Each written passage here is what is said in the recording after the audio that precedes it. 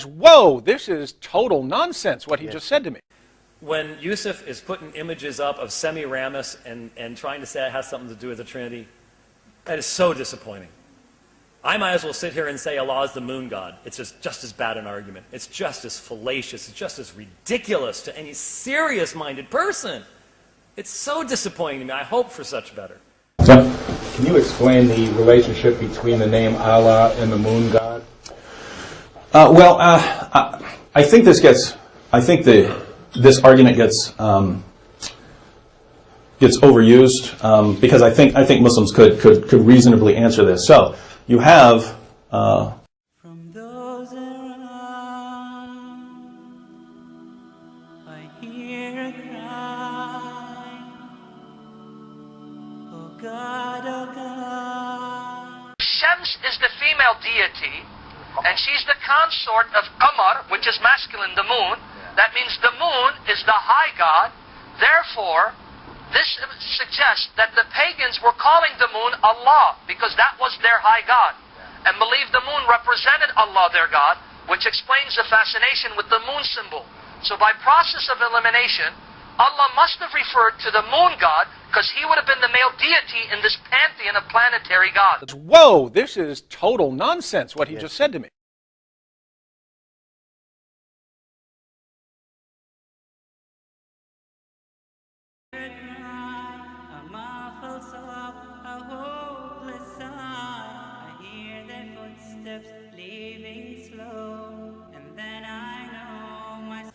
That is so disappointing. I might as well sit here and say Allah is the moon god. It's just as bad an argument. It's just as fallacious. It's just as ridiculous to any serious-minded person. It's so disappointing to me. I hope for such better. I think a Muslim could just say that got corrupted over time. So originally Allah was the supreme God, and eventually the pagans, the polytheists, had reduced him to just the god of the moon, and so I think they could answer that. Answer this. So you have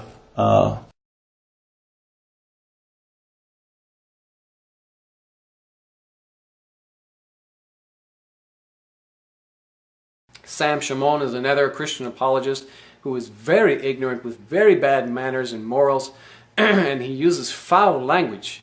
Yeah, white man good, Edomite. The name Allah is very simply, or the word Allah is the name of God in Arabic. And I always tell people, if you go to any country where there are Jews who speak Arabic, you'll find them saying Allah. Morocco, Yemen, there's some Jews, and they say Allah. And if you go to a church in any Muslim country or any Arab country, and you'll see that the Arabic Bible says Allah, and those people say Allah.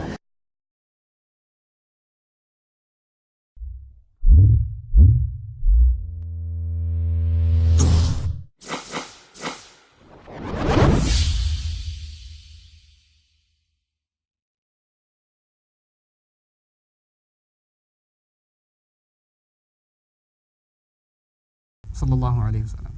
Okay? He does not know how to read or write. So how is he giving the Quran to people? He's speaking it. He's speaking it. So the people who believed in him those 23 years, they were with him, they did not see a book. If they thought of the Quran, you know what they thought of? Like the Prophet's face came in their head and his voice rung in their head. You understand? Like for them, they could not think of the Quran without thinking of the Prophet Sallallahu Alaihi Wasallam. We can do that. When we think of the Quran, sometimes we don't think of the Prophet ﷺ, we just think of a book. For them, the Prophet and the message and the messenger were inseparable. The Quran comes down over 23 years. It's not been put in book form. It's not been put into a database. It hasn't been put into a search engine. Now it has.